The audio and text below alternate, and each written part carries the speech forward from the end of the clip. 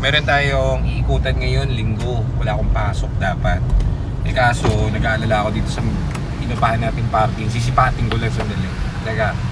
O, yun yung inupahan namin parking. Sa surveillance lang kami. Ayun na, yung mga sasakyan natin. Tingnan natin. Mukhang mataas eh. Hindi pala Explorer. Iganyan mo lang dito. Ganyan. Mukhang mataas. No? Hindi aabot ano. Mataas to. Ayun o. Sige, surveillance pa tayo dito sa gilid. Sige. Sige, ganun mo. Sabihin na ito ni Corimo. Ayun. Ang problema kasi, may ilog dito eh. Dito ako nangangamba sa ilog eh. Diretso na tayo? Andyan ba yung nagtitinda ng basahan sa gilid? Wala na ata eh. Tingnan mo nga, andyan. Wala. O, let's. Wala tayong pagtanungan. Sige, dito ka sa gilid. Sarado na kasi. So, ito kasi yan. Ito, kabahan na to. Kahabaan nito is Aurora Boulevard. Ito yung ano, yun o. Pero alam ko kasi yung part na yun ng Caltex, hindi naman yun nababaha. Ang bumabaha dito sa ilalim, dito. San Juan. Yan o, dyan o. Yan o. Mulubog yan. So, ngayon, dahil bagyo. Oy! Ikot ka nga. Tanong natin kay Ryan. Ayun, sakto. Yung nagsususpension sa amin.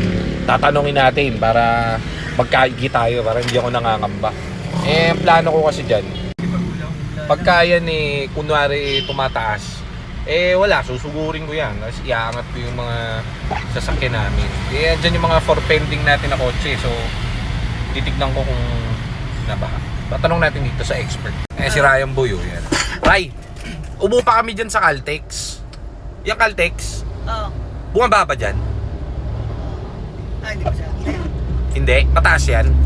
Sure ball. Oo. Pagka bumaba dyan, sagot ni sakyan ko.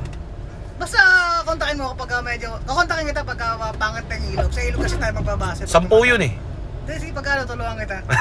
Kasi Ryan ang gusto ko. Kita mo, naka-record yan ha, sinabi ni Ryan. Pag nabaha yung kotse ko, sagot niya. Oh. Tutulungan kita magaling. Magalis. Hindi, pero alam ko hindi maangat doon sa Caltex eh, no? Hindi, angat. Mataas yun. Ang mababa, dito sa parting to. Oo, sa... Yung LTO ba lumubog? Hindi naman eh. Ang lubog yun, bandang ano na, UE na eh. Oo nga, doon parting yun sa may UE, ano? UE.